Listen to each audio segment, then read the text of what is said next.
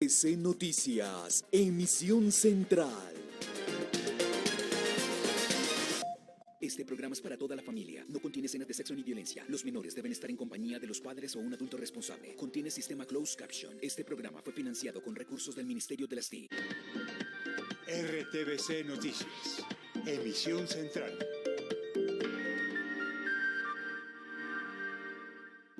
Iglesia Católica garante en eventual proceso entre gobierno Petro y el ELN. Anuncio del canciller designado. Álvaro Leiva explicó también que reactivación económica con Venezuela será progresiva y primero será el intercambio de embajadores. Inició el montaje en la Plaza de Bolívar para la ceremonia de posesión presidencial de Gustavo Petro. Les contamos cómo será. Petro ya se puso la banda presidencial. Sesión de fotos en Caño Cristales. Gobierno Nacional y Alcaldía de Bogotá firmaron la construcción de la segunda línea del metro. Les explicamos en el mapa por dónde pasará. Atención, adjudicación de megacontrato para Canal de Dique fue suspendido después de las advertencias de la Contraloría. A esta hora avanza la sesión de la Comisión Accidental que se encarga de rehacer la lista de los 10 aspirantes a la Contraloría General de la República. De 17 candidatos quedaron solo 13. Uno renunció en plena sesión y 2 más ni siquiera aparecieron en el recinto. En minutos les cuento más. Escándalo en la policía, relevado del cargo comandante de la policía de Sucre porque uniformados a su mando estarían vinculados con un triple asesinato. Poco a poco regresa la normalidad a Barranquilla tras el paro de transporte. Fuerza Pública sigue acompañando a los conductores.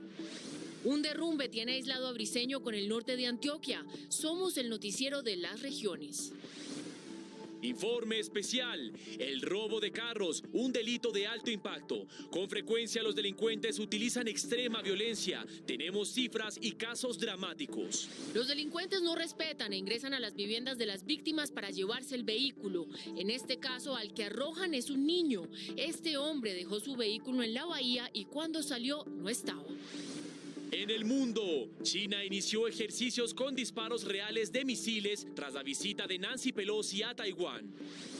En deportes habló el supercóndor Nairo Quintana. Contó momentos especiales en el Tour de Francia al lado del mijito Rigoberto Urán.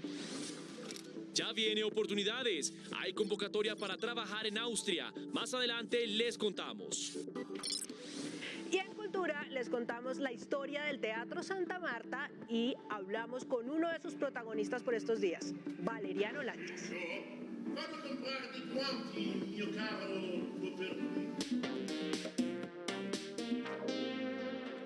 Buenas noches. Siguen los anuncios en materia de paz por parte del gobierno de Gustavo Petro. Hoy se conocieron detalles de lo que sería un eventual diálogo de paz con el ELN.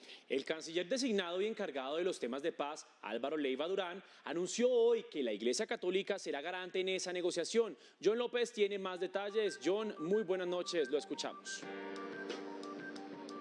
Hola Mateo, muy buenas noches. Pues el canciller designado Álvaro Leiva dijo que la idea es que nadie se quede por fuera de estos diálogos de paz, refiriéndose así a aquellos grupos guerrilleros que puedan llegar a tener alguna ideología política, como sería el caso del ELN, pero también aquellas bandas criminales dedicadas al narcoterrorismo en las que se encuentran el Clan del Golfo y las disidencias de la FARC, aunque esto signifique que hayan diferentes metodologías en estos diálogos entre unos y otros. Ese fue uno de los temas que se tocó en la reunión de esta mañana entre el presidente electo Gustavo Petro y el nuncio apostólico en el oriente de Bogotá.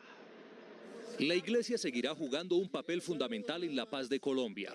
Así lo aseguró el canciller designado Álvaro Leiva, quien además dijo que los religiosos serían garantes en los diálogos de paz con el ELN.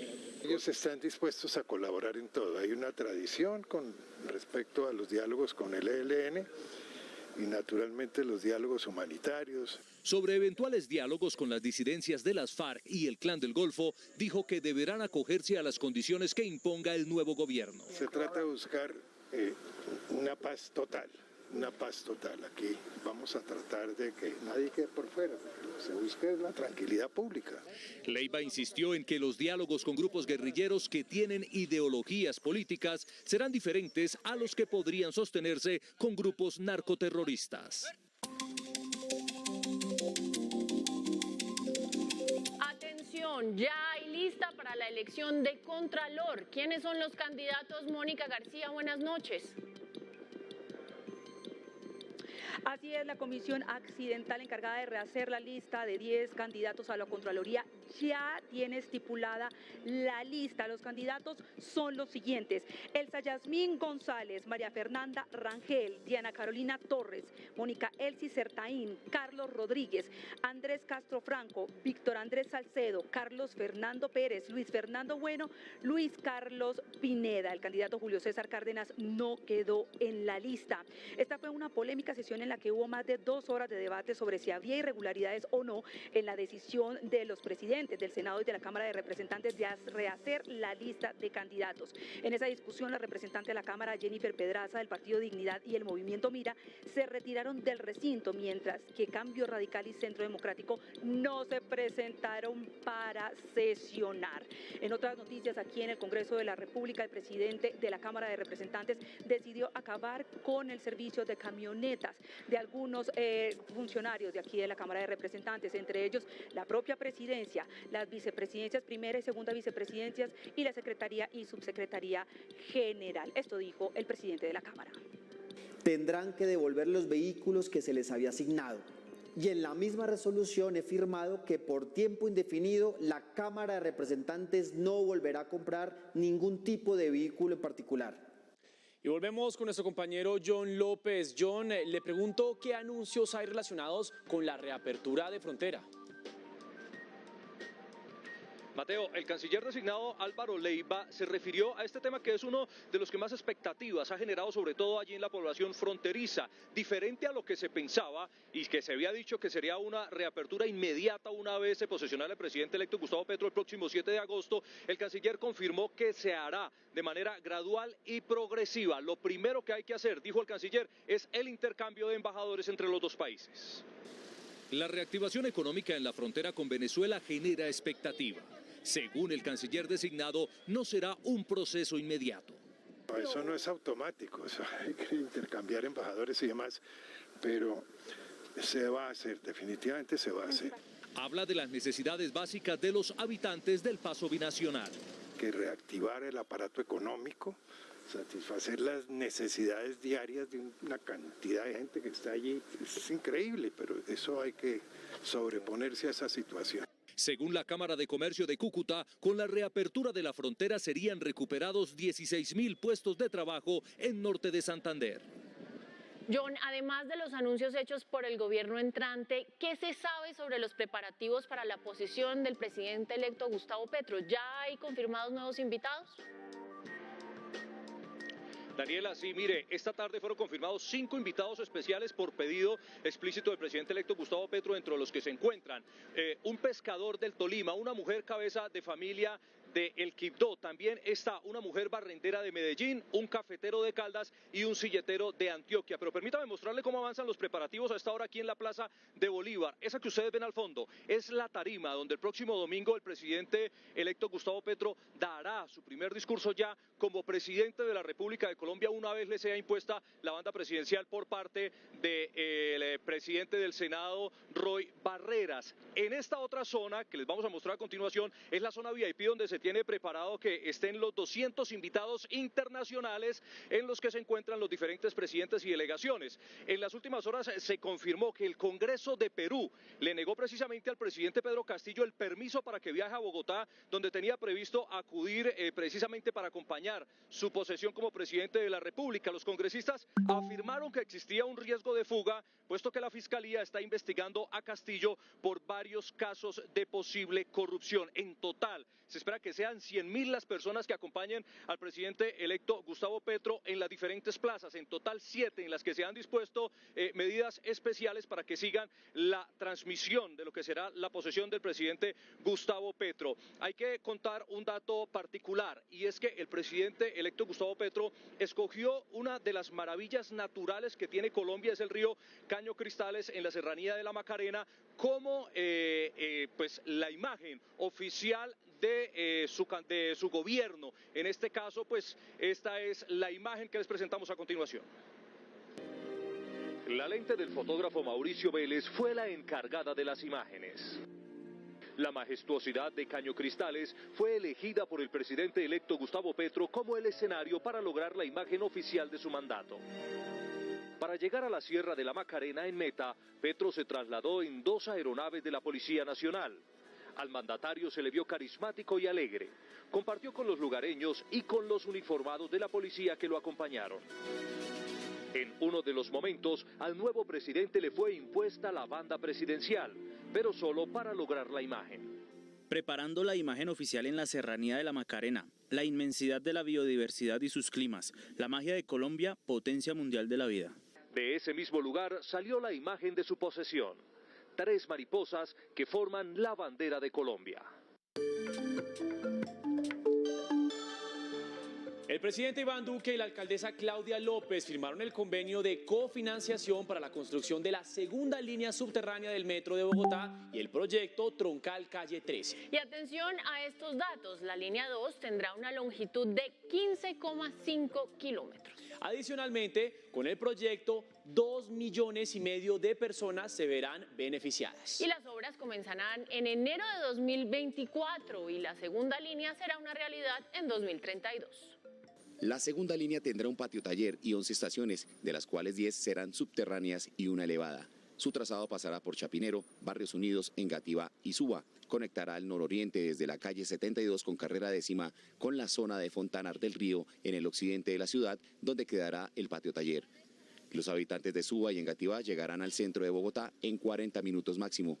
Con este proyecto, Bogotá contará con 40 kilómetros de red de metro pesado y un total de 27 estaciones, que adicionalmente estarían integradas con el corredor férreo del norte y con 5 corredores verdes alimentadores de Transmilenio. El aporte de la nación es de 24,4 billones de pesos y el distrito invertirá 10,4 billones. El otro proyecto que beneficiará a los habitantes de la Bogotá región será la nueva Troncal Calle 13. Serán 11,4 kilómetros que conectarán el sector de Puente Aranda desde la Avenida de las Américas hasta el río Bogotá. Tendrá 4 carriles por sentido para tráfico mixto y un carril por sentido para los buses de Transmilenio. Habrá 14 estaciones normales, una estación cabecera y patio para 124 buses biarticulados. Además serán construidos andenes y ciclorrutas entre 8 y 11 metros por costado y un puente vehicular en Puente Aranda. La inversión será de 3,4 billones de pesos, beneficiará a más de 300.000 personas de Engativá, Fontibón y Kennedy y habitantes y visitantes de Mosquera, Funza y Madrid. De otro lado, el distrito presentó los bosquejos de los resultados finales de varios proyectos viales. Así quedaría la nueva autopista Aló Sur, desde Cibaté y Soacha hasta la calle 13. Este sería el resultado de la ampliación de la autopista norte, desde la calle 193 hasta la 245, y el de la ampliación de la carrera séptima, desde la calle 200 a la 245. Y atención porque fue suspendida la adjudicación de las obras en el Canal del Dique. El anuncio fue luego de que la Contraloría advirtiera sobre posibles irregularidades y el gobierno de Gustavo Petro pues deberá tomar la decisión final sobre este tema. Después de analizar la propuesta de la empresa española SACIR, única oferente en el proceso de licitación para la restauración de los ecosistemas degradados del Canal del Dique, la Contraloría encontró que no cumple con todos los requisitos, lo que genera riesgos según el ente de control. Se presenta una relación de inconsistencia o deficiencias detectadas en la oferta relacionada con algunos de los soportes. Por ejemplo, no se identifica la presentación del acuerdo de garantía y del diagrama de la estructura organizacional. El Canal del Dique está ubicado entre el municipio Calamar y la bahía de Cartagena. Con la obra se busca regular el ingreso de caudales y el control de sedimentos e inundaciones. Con él vamos a conseguir preservar la navegabilidad permanentemente en este tramo del sector y lo más importante, el tema ambiental, preservar nuestra flora y nuestra fauna. La adjudicación estaba programada para el viernes 5 de agosto, 2 días antes de terminar el gobierno de Iván Duque. Ahora, la decisión final será tomada por el gobierno electo de Gustavo Petro. El proyecto tiene un costo de 3,2 billones de pesos. El presidente Iván Duque reaccionó a la decisión sobre la obra del Canal del Dique, así como a otras propuestas del gobierno entrante. El presidente Duque afirmó que espera que el proyecto del dique tenga respaldo del próximo gobierno. Hicimos todo lo que humanamente se pudo, técnicamente se pudo, para dejar este proyecto a punto, y yo lo que espero es que ese proyecto pueda recibir también un espaldarazo por parte del próximo gobierno rápidamente. Se refirió también a posibles procesos de paz con grupos como el Clan del Golfo. Porque lo que no podemos hacer es premiar narcotraficantes y asesinos. De hecho, acuérdense de esto. En este gobierno sacamos una reforma constitucional para que ni el narcotráfico ni el secuestro fueran delitos conexos al delito político y por lo tanto no son amnistiables. A esta hora el mandatario presenta un libro sobre su obra de gobierno.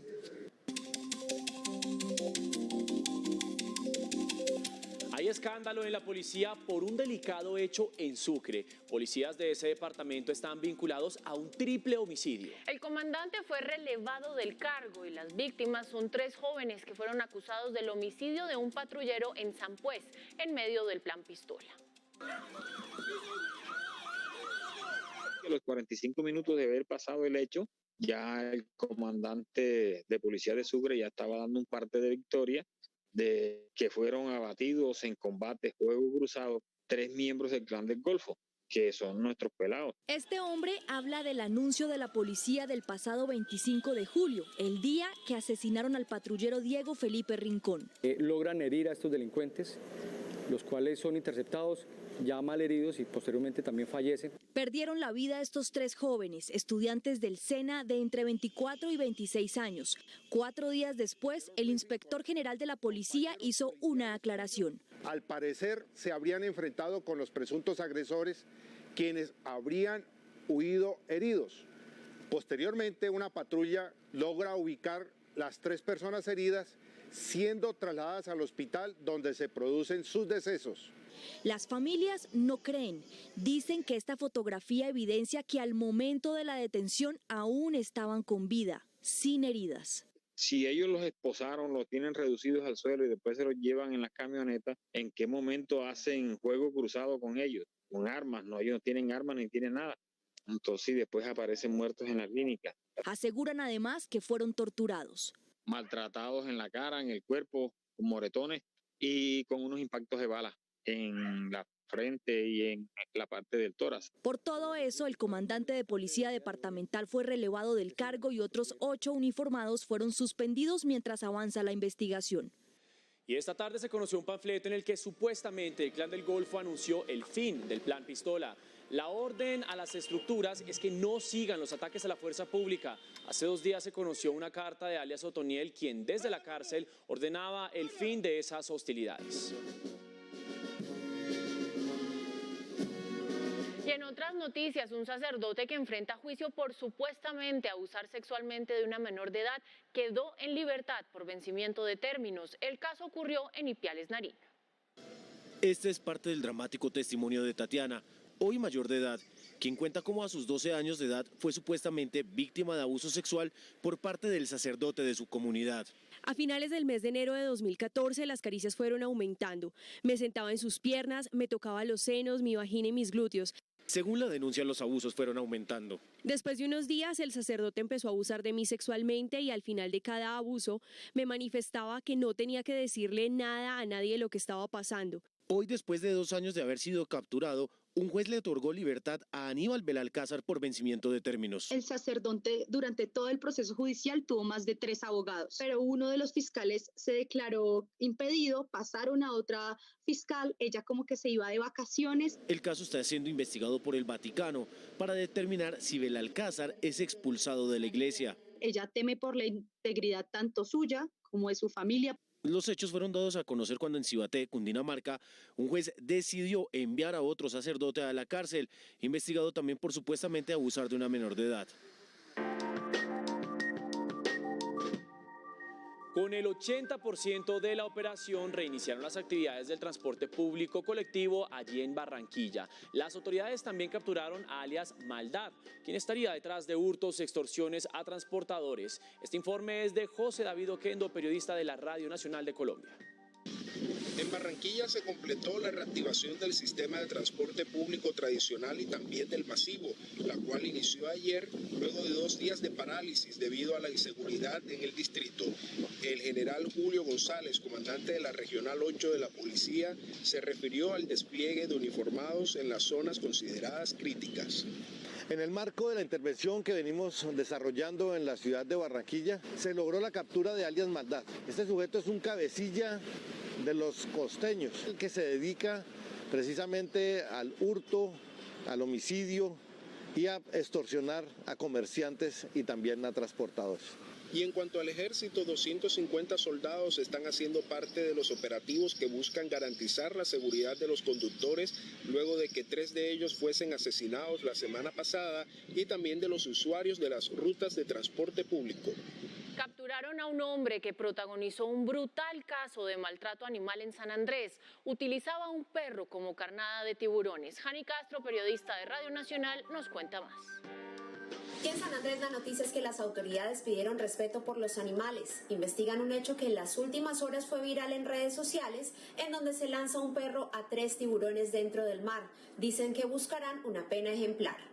Según el coordinador de áreas protegidas, Nácor Bolaños, tan pronto se conoció el hecho por los videos que circulaban en redes sociales, personal de control y vigilancia de la Corporación Ambiental Coralina y la Policía Nacional lograron la captura de un ciudadano responsable del delito en el sector de Suquibie. Es importante recordar que esto es una mala práctica que en el pasado generó traer animales potencialmente peligrosos hacia la costa con un incidente fatal. El capturado podría enfrentar multas de hasta 35.000 salarios mínimos por violación de usos permitidos en la zonificación del área marina protegida, sanción por el uso de artes de pesca prohibidas, además de la privación de su libertad hasta por 108 meses de prisión. Un derrumbe tiene interrumpida la movilidad hacia Briceño, en el norte de Antioquia. 8.000 personas han resultado afectadas. Wilson Cartagena, periodista de la Radio Nacional, tiene los detalles.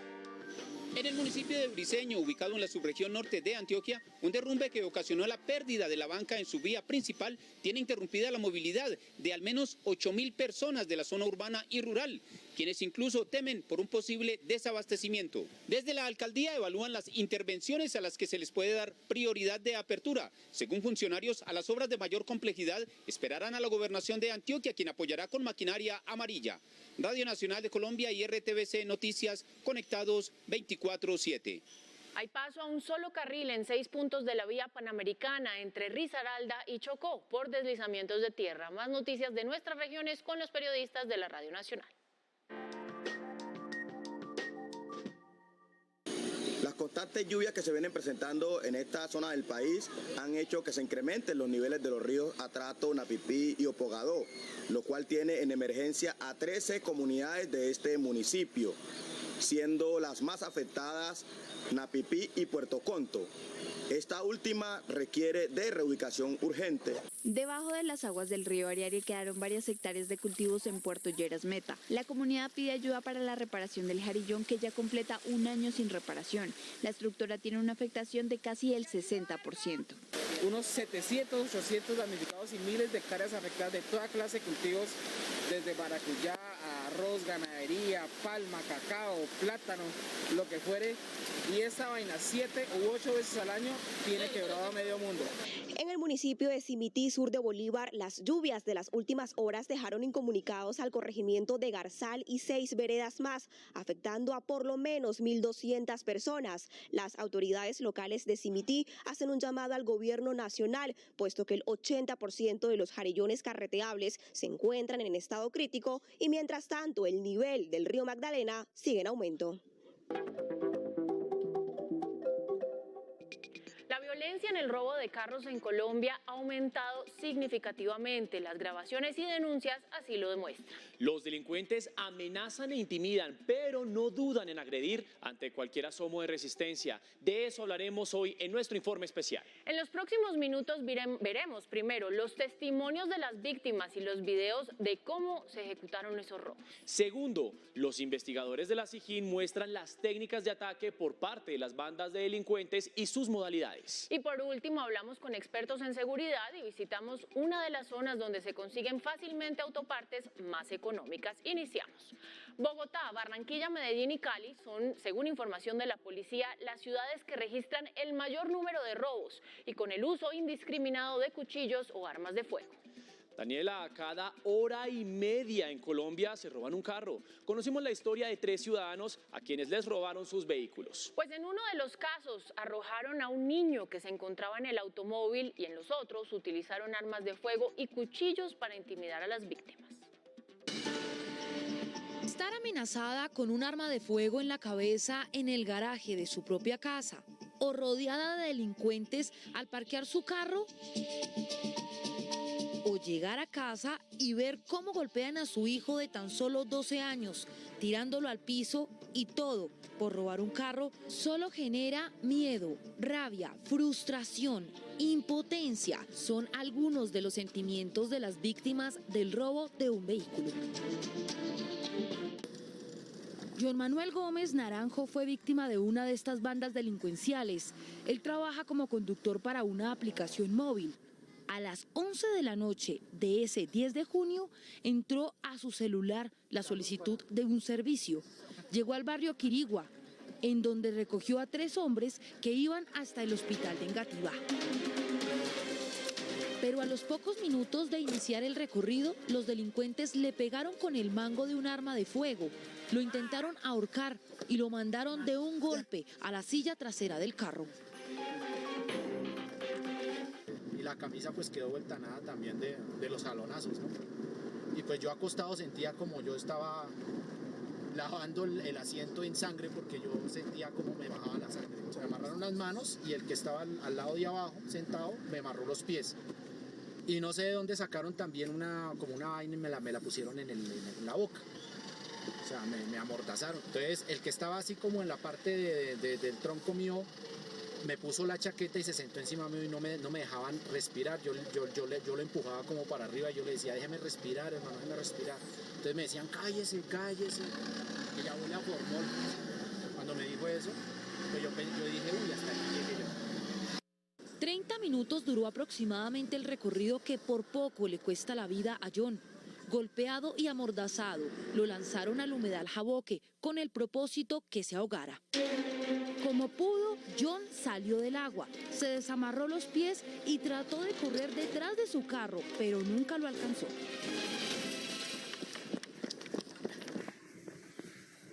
Las hienas, tal como en la selva, estaban dedicadas a sorprender a sus víctimas en manada cuando llegaban a casa. A la víctima la llamaremos Sofía, así por su seguridad. Observen bien el video. 10:40 de la noche, Sofía y su mamá llegaron a la casa. En ese momento, 4 delincuentes con armas de fuego se acercaron a ellas, las gritaron, pidiéndoles las llaves del carro.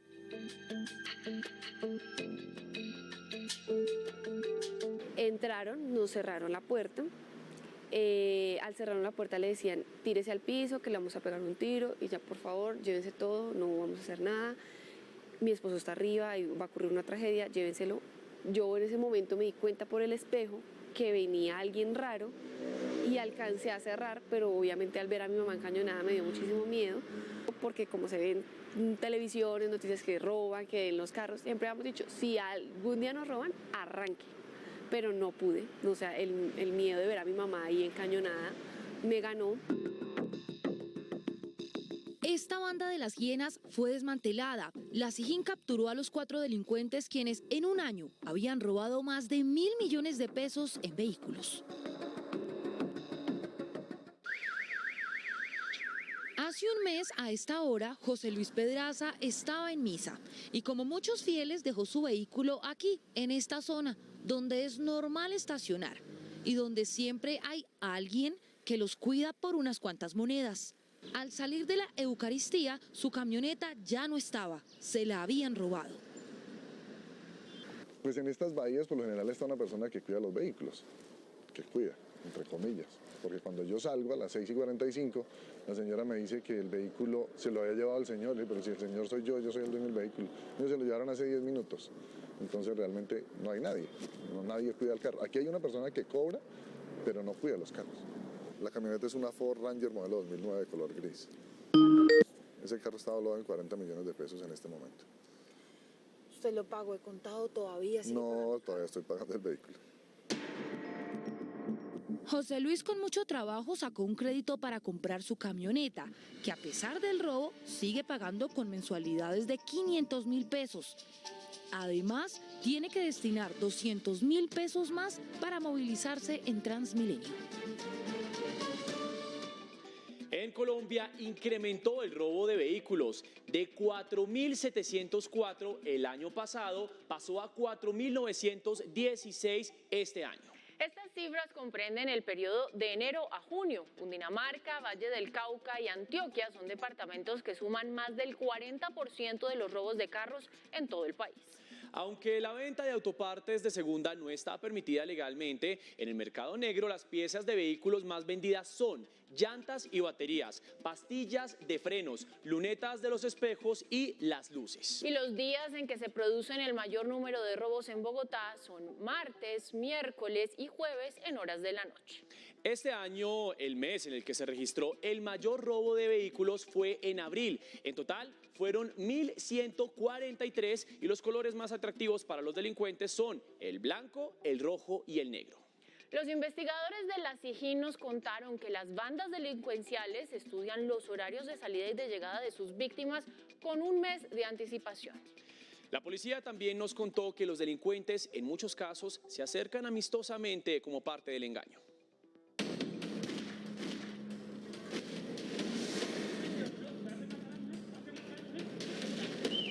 Los delincuentes amenazan a sus víctimas con armas de fuego y cuchillos. Intoxican a los conductores con escopolamina y otras sustancias. Abren los carros con tornillos y ganzúas.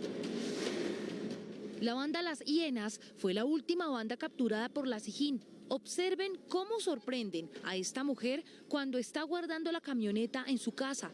Los delincuentes le apuntan con un arma de fuego a la cabeza y la arrinconan.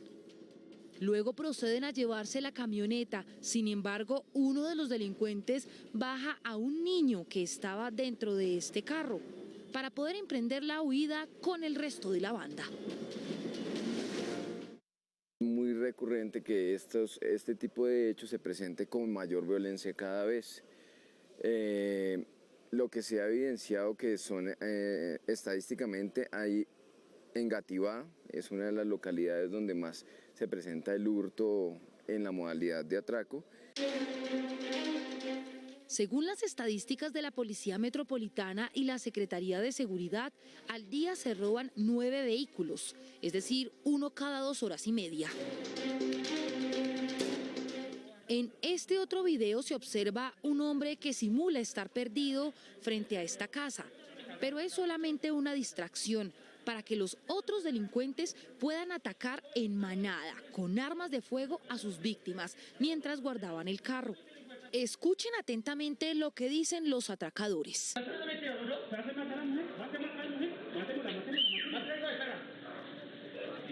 Esto ocurrió en el barrio San José de la localidad Rafael Uribe Uribe, en el sur de Bogotá. Disparos y gritos se oyen en medio de la calle, mientras los delincuentes emprenden la huida y unos salen corriendo y otros en el carro rojo. Posteriormente al hurto, uno de ellos que ejercía como taxista, en ocasiones recogía a las mismas víctimas para quemar tiempo y que los otros integrantes de la estructura delincuencial pudieran huir del lugar de los hechos y pues lleva al CAI más cercano para denunciar los hechos. Estas son las modalidades más frecuentes de robo de carros en Bogotá. Alado. Que es cuando la persona deja su vehículo estacionado en vía pública y dependiendo la gama del vehículo o marca o los que no tienen sistemas de seguridad son abiertos con dispositivos y violentado el switch de encendido para posteriormente hurtarlo. Escopolamina. Teniendo en cuenta más que todo esto es para los vehículos de carga pesada, son contratados sea para una mudanza o sea para una carga. En el transcurso del traslado le dan una bebida o un alimento con alguna sustancia, pierden el conocimiento. Atraco. También en muchas ocasiones cuando las personas están saliendo de su casa o cuando van llegando. La pena por robar carros puede estar entre los 18 a 32 años por hurto agravado y calificado y concierto para delinquir. Expertos en seguridad aseguran que después de que los ladrones se roban el carro, en cuestión de minutos es desarmado en los llamados desguazaderos. En todas las ciudades capitales hay sitios en donde se trafican estas autopartes usadas. Ese comercio alimenta el robo de vehículos. Este es uno de los tantos puntos que hay en Bogotá donde desvalijan los carros robados, lo que las autoridades llaman desguazadero. En menos de 10 minutos queda el esqueleto del carro y los repuestos listos para ser vendidos, originales y de segunda. Bueno, las modalidades han cambiado en el sentido que ya no se utiliza la disuasión, sino la violencia. Los delincuentes han utilizado un término que es asegurar la víctima. Quiere decir que entran de una vez agrediendo con un alto nivel de violencia para que la víctima no pueda escapar o no pueda reaccionar frente al hurto.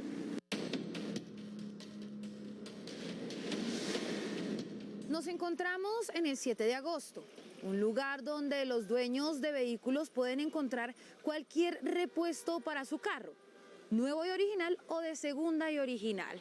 Y es que lo que ustedes observan en este momento es un espejo para un vehículo de alta gama que de segunda, como este, puede llegar a costar 800.000 pesos, pero nuevo y en concesionario cuesta entre 3 millones o 4 millones de pesos. Para los expertos, el aumento del hurto de carros puede responder a dos variables. La primera, la pandemia, y la segunda, la escasez de vehículos nuevos debido a la demora en las importaciones, que ha impulsado la compra de carros de segunda mano y la compra de repuestos y autopartes ilegales, un mercado alimentado por ciudadanos que buscan piezas a bajos costos sin importar la procedencia y asimismo quién las vende. En el concesionario tiene un precio aproximado de 500.000 pesos, o sea, las pastillas y la instalación incluida de las pastillas. Digamos, acá en el 7 sale mucho más barato y mucho más económico. Digamos, en un juego de pastillas delanteras te puede costar 80.000 pesos. Y la instalación a un aproximado de 50 a 70.000 pesos. Pueda que yo los venda de segunda y te diga, sí, los tengo, te los dejo en 200 cada uno. Pero tú bajas a las 66, que todo es de segunda, y te dicen, sí, te los dejo en 50 cada uno. Pues normalmente es mucho mejor comprarlo de casa, pero pues es que en este momento no hay repuestos ni nada, entonces tenemos que buscar los repuestos en donde los podamos conseguir.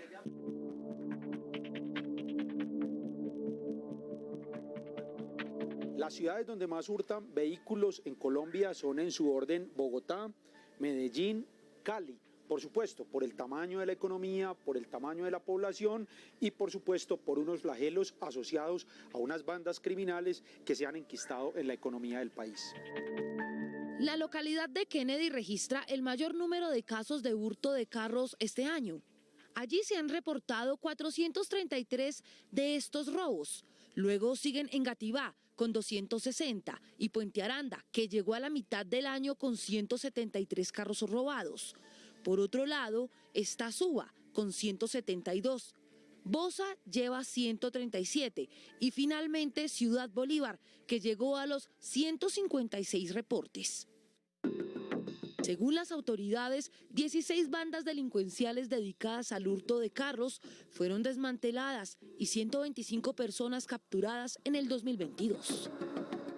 Y para cerrar este dato, el tráfico de autopartes en el mundo es el segundo delito más lucrativo después del tráfico de narcóticos. El próximo jueves un nuevo informe especial en RTVC Noticias.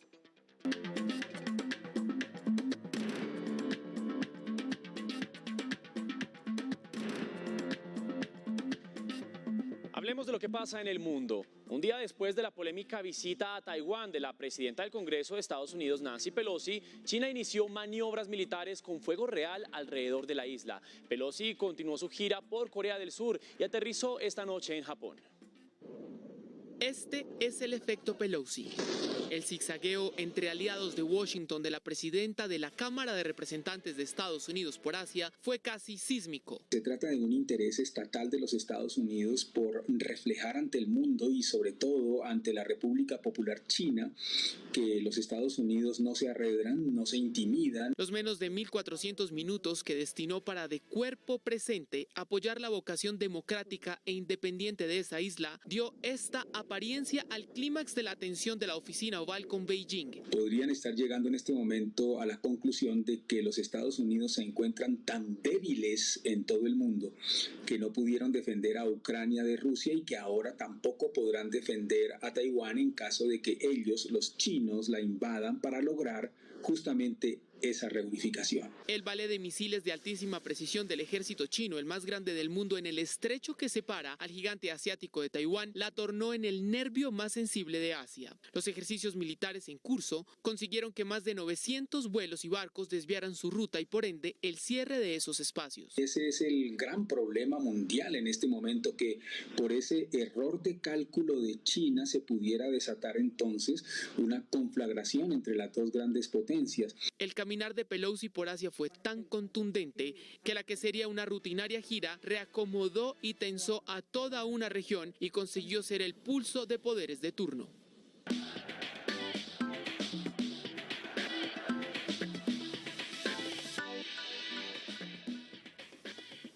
Muy buenas noches, bienvenidos a la información deportiva. Qué alegría saludarlos como siempre desde la ciudad de Medellín. Comenzamos hablando de ciclismo, más precisamente de Nairo Quintana, quien confirmó que va a seguir por 2 años más en el Arkea. ¿Por qué toma esta decisión? Porque él no se quiere ir para ningún otro equipo en donde tenga que ser gregario de otro corredor, pues él siente que aquí como protagonista puede ganar muchas más carreras.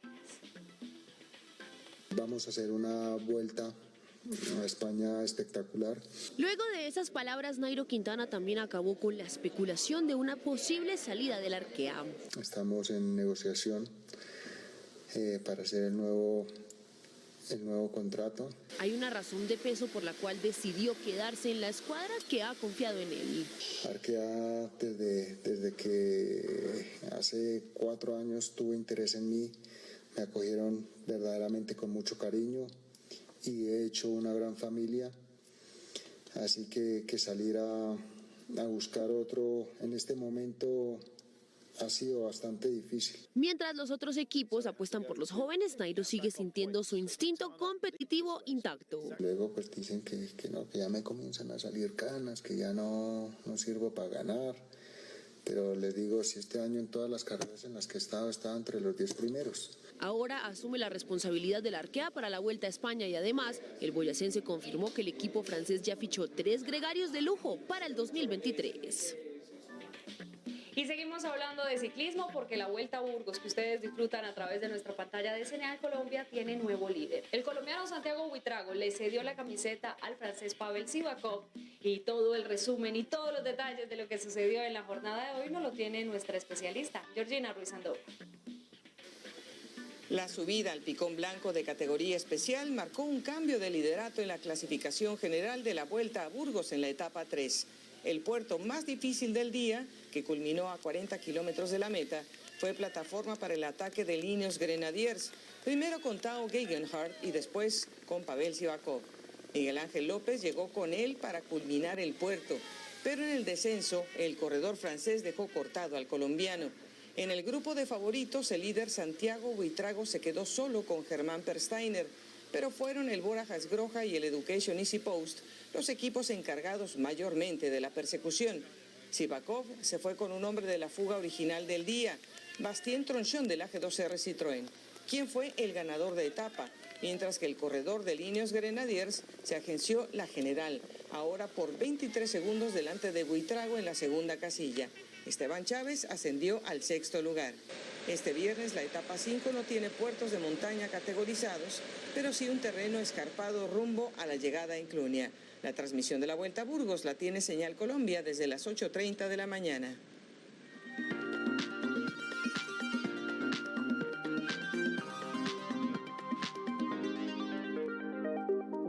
Hola a todos, bienvenidos a las noticias culturales. Yo les cuento que el barítono Valeriano Lanchas estuvo cantando en el Teatro Santa Marta en un montaje de ópera contemporánea que se llama Bufo, que hace referencia a la ópera cómica de principios del siglo XVIII.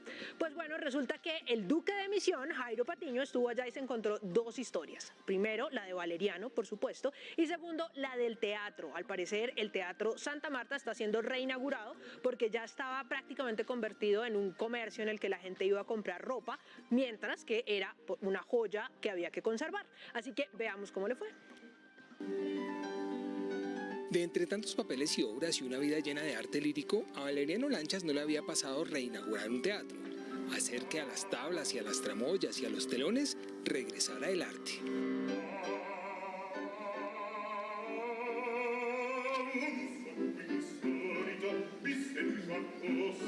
Le acaba de ocurrir en el Teatro Santa Marta, donde confluyen varias historias, la de ópera y la de arquitectura. La del canto se llamó Bufo, un montaje con la dirección de Jimmy Rangel.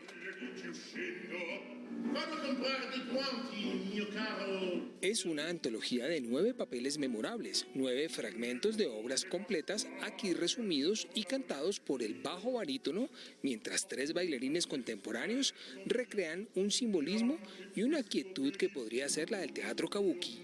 También Bufo es una cosa bien contraria, porque Bufo son unas obras muy clásicas, es todo lo clásico, lo más purista del repertorio de la ópera, puesto en un contraste súper contemporáneo. La obra es absolutamente contemporánea, absolutamente minimal, y ese es el gran contraste de Bufo. Valeriano canta algunas rarezas del repertorio clásico que poco se oyen en escenarios colombianos y regresa a su personaje memorable, Bartolo, en Las noches de Fígaro, el que le abrió las puertas de la Ópera Metropolitana de Nueva York.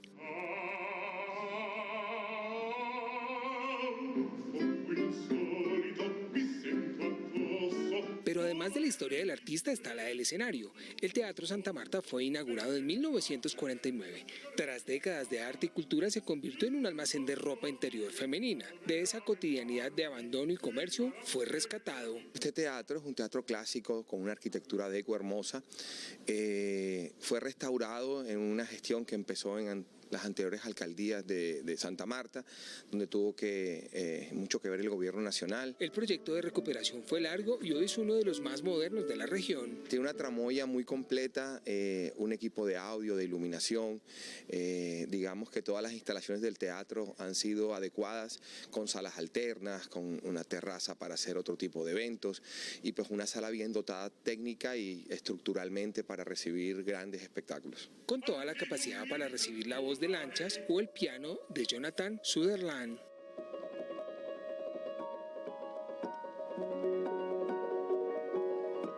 Y para, al fin de cuentas, seguir escribiendo historias de artistas y edificios que son lo mismo que clásicos del arte lírico.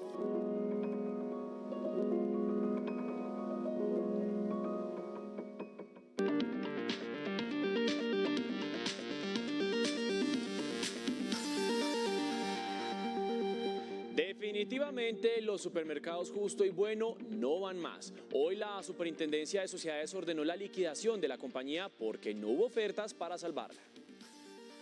La meta de conseguir un inversionista que inyectara mínimo 303.000 millones de pesos de capital para salvar de la quiebra a Justo y Bueno no fue lograda. La compañía será liquidada. Se ordenará al liquidador que dentro de las 24 horas siguientes a la ejecutoria de la providencia presente un cronograma de entrega de los locales, el cual no podrá ser mayor o no se podrá desarrollar en un término mayor a 20 días. Justo y Bueno tenía cerca de 1.000 tiendas en Colombia y generaba al menos 5.300 empleos. Que los que no queremos continuar con el proceso de salvamento definitivamente nos devuelvan nuestros locales. La Superintendencia de Sociedades les envió un mensaje a los arrendadores y empleados. Se les previene para que no ejecuten vías de hecho que afecten la entrega de los locales de manera pacífica. En 2021 Justo y Bueno tuvo ingresos por 3,2 billones de pesos,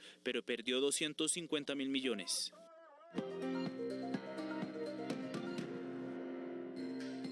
El precio del dólar bajó 62 pesos con 85 centavos y llegó a 4.268 pesos con 30 centavos. El precio interno de la carga de café aumentó 35.000 pesos y quedó en 2.247.000 pesos. A $90 cayó el barril de petróleo por primera vez desde el inicio de la guerra entre Rusia y Ucrania. 25.000 millones de pesos costó el nuevo edificio del Consejo de Bogotá, que será inaugurado este viernes 5 de agosto. En el segundo día ante la JEP, víctimas de la entonces guerrilla de las FARC denunciaron que llevan años sin conocer el paradero de sus seres queridos. Por esto le pidieron a los magistrados del Alto Tribunal de Paz que intercedan en el drama de los desaparecidos. Durante la diligencia judicial, los familiares de las víctimas exigieron conocer el porqué de estos delitos, en los que no hubo respeto por mujeres en estado de gestación, según ellos. Y él me cuenta que en su momento le dijo al comandante, venga comandante, no más con este tortura, este martirio, mátenos por favor. Y le pasó el fusil a él. Tenga, empiece por su señora si quiere. Después de años de incertidumbre, pidieron que los responsables de los asesinatos y desapariciones confiesen en dónde fueron enterradas para recuperar los restos. Pero hay muchas cosas que ellos omiten, por eso digo yo los voy a hablar y decir. Las caminatas fueron tenaces, para mí eran buenos, a mí me gustaba, pero siempre nos tuvieron amarrados. También exigieron garantías de no repetición y que sea agilizado el proceso de reparación económica para mejorar su calidad de vida. La Procuraduría General pidió a la JEP que en medio del macrocaso 4 sobre orden público en el Urabá, las mujeres ex-FARC comparezcan de forma individual para establecer la verdad sobre violencia sexual. Más hechos del día en un minuto.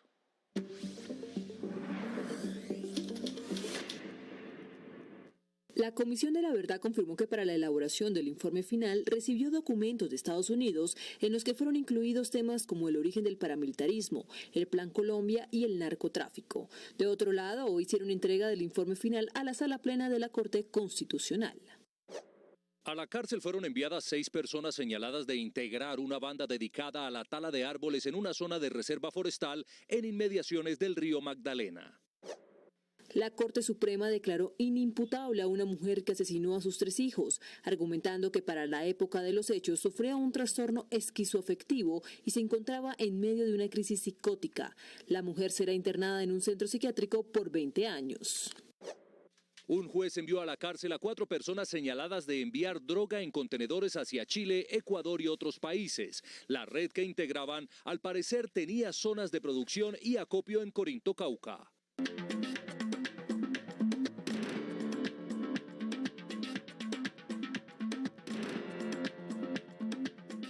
El gobierno de Estados Unidos declaró emergencia sanitaria por el brote de la viruela del mono.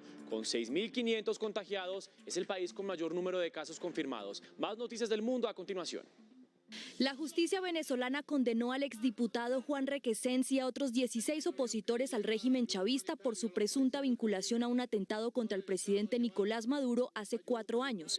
Requesens fue condenado a 8 años de prisión por el delito de conspiración. Hoy se conmemoraron 2 años de la explosión en el puerto de Beirut, que le causó la muerte a más de 200 personas en el Líbano. Los restos de los silos volvieron a sufrir un colapso parcial justo en el día del aniversario. Esto impidió que varios ciudadanos que iban a marchar pudieran llegar al lugar donde se originó el incendio.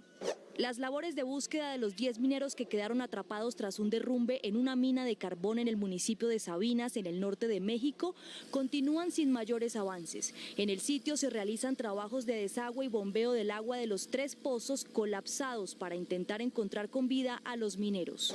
La exgobernadora de Puerto Rico, Wanda Vázquez, fue arrestada por el FBI en San Juan y acusada de un esquema de sobornos relacionado con su campaña electoral de 2020. Se trata de un nuevo caso de corrupción pública que demuestra el arraigo de esta problemática en la isla caribeña. Llegamos a oportunidades. La Agencia Pública de Empleo del SENA abrió una convocatoria para colombianos que quieran trabajar en Austria. Les contamos cómo postularse. En oportunidades de trabajo en el exterior, vaya a la página ape.sena.edu.co. Dé clic en la pestaña Personas y seleccione Inscriba su hoja de vida, donde tendrá que diligenciar sus datos personales y seguir el paso a paso. Cuando finalice, diríjase a Convocatorias de Empleo en el Exterior y dé clic en Convocatoria de Empleo en Austria. Lea con atención la descripción y requisitos como tener dominio del idioma inglés o alemán, mínimo 36 meses de experiencia en el área requerida, entre otros. Algunos de los perfiles son ingeniería mecánica, ingeniería mecatrónica, operación de excavadora, comprador y enfermero. Atentos, el salario mensual oscila entre los 10 y 12 millones de pesos colombianos. Ojo, la convocatoria va hasta el 11 de septiembre de 2022. Y muy importante, recuerde que si quiere seguir informado 24/7, nos encuentra en todas nuestras redes sociales como RTVC Noticias.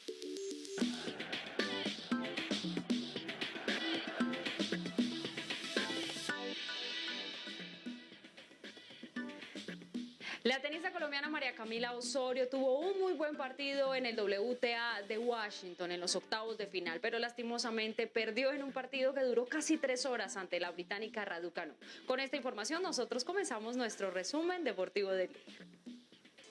Osorio demostró que va subiendo su nivel, pero se enfrentó a la número 10 del mundo, que también hizo valer su ranking. El calor y la superficie le sacaron ampollas a la colombiana, que batalló lo más que pudo contra todo, incluyendo la gran rival. Pero finalmente terminó sucumbiendo ante la favorita del certamen, con un doble 7-6 en casi 3 horas. Y en un ejemplo de espíritu deportivo, el partidazo terminó con un abrazo. En la Vuelta a Polonia, el colombiano Sergio Higuita luchó para mantenerse como líder, pero infortunadamente sus rivales fueron más fuertes en el trazado de 12 kilómetros de la contrarreloj individual y la camiseta se perdió. Ahora el poseedor de la misma es el británico Ethan Hayter y el colombiano, a falta de una etapa que será este viernes, quedó octavo a 32 segundos. Y en el Campeonato Mundial de Atletismo se esperaba que el hombre de Botswana, Letsile Tebogo, barriera en los 200 metros como lo hizo en los 100. Pero se encontró con el israelí Blessing Afrifa, que con el último aliento de la carrera y por una cabeza le arrebatara el oro. Ambos marcaron exactamente el mismo tiempo, 19 segundos 96 centésimas. Pero el máximo galardón fue para el asiático. El Mundial en Cali terminará el sábado.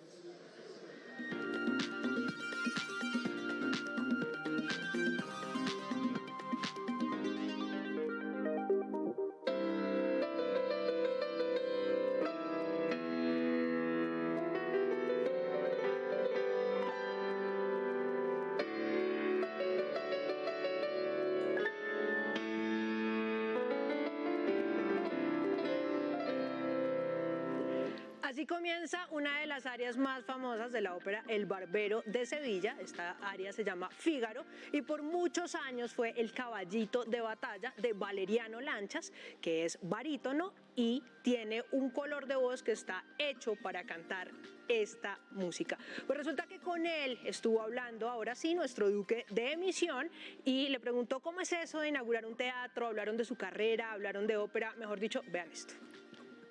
¿Inaugurar un teatro era algo que ya le había pasado, maestro, alguna vez en su vida?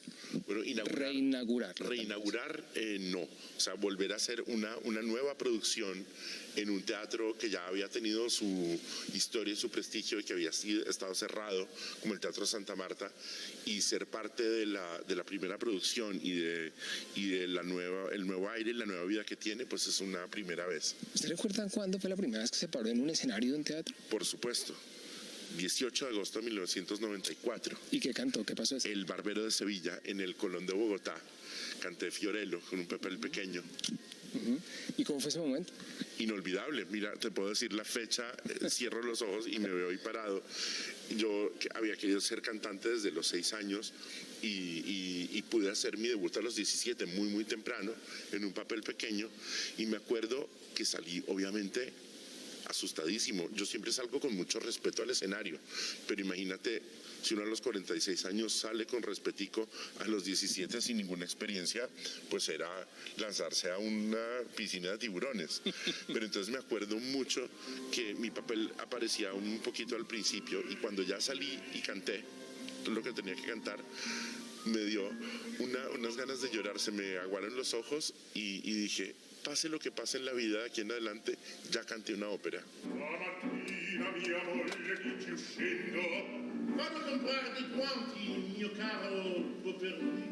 Hay un hito en su carrera que realmente es muy importante en la cultura colombiana, que es la Ópera de Nueva York. ¿Cómo un colombiano logra eso? ¿Cómo nos podrías contar que eso ocurrió? Que eso es un paso a paso y cómo se logra. Eso fue muy emocionante y como tú dices, es un paso a paso porque llegar a cantar al Metropolitan Opera, un papel grande, es pues la tapa de la olla. Después del Met no existe nada más grande.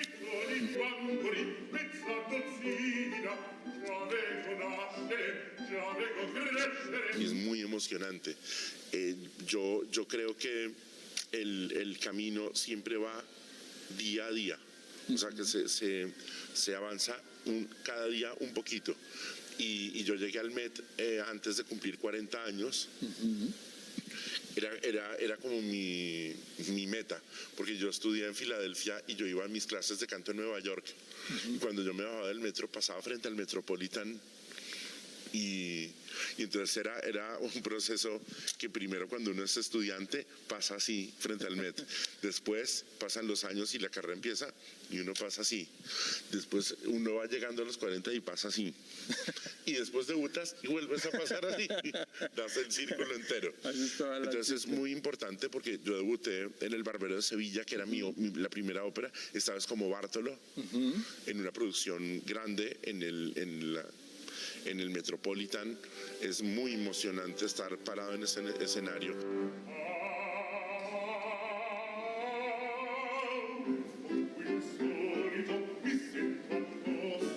¿Es tal vez el papel más frecuente que has tenido? ¿Es el papel que más quieres, Bartolo? ¿O cuál puede ser? Lo adoro. Yo creo que sí. De todos, es uno de los que más he hecho. Lo he hecho en Europa, en Estados Unidos, aquí. Lo he hecho varias veces, lo adoro. Y es un papel muy difícil. Y a mí me emociona mucho ese reto. ¿Y fue difícil encontrar en el tono y en, por supuesto, el perfil, un poco la característica de tu voz? Eso, cuando ya eres un artista, fue difícil encontrarlo, que es, por supuesto, lo que te lleva a tu tono y al tipo de caracterizaciones como Bartolo. Claro, eso es una búsqueda, porque además el repertorio bufo siempre es como bajo barítono, pero es muy agudo. Y hay que aprender a lidiar con una tesitura, con una manera de cantar para poder aguantarlo todo. Por ejemplo, lo que yo hago aquí en bufo es algo que hace 20 años no hubiera podido hacer ni soñando. ¿De verdad? Ni soñando. Entonces, la técnica vocal, yo siempre he creído que es algo que sirve para que todavía tengas voz cuando ya sabes de qué se trata la cosa. Para que cuando ya llegas a una edad como lo que tengo yo, y ya sabes, o sea, ya ves la vida diferente, ya tienes un conocimiento, ya sabes lo que quieres hacer, que esto esté bien. Muy bien, maestro Valeriano, muchas gracias por estos minutos aquí en Santa Marta y Muchísimas de nuevo gracias. Felicitaciones por esa carrera. Muchísimas gracias. Aquí podríamos seguir hablando 4 horas delicioso. Sí, muy bien, muchas gracias. A ti.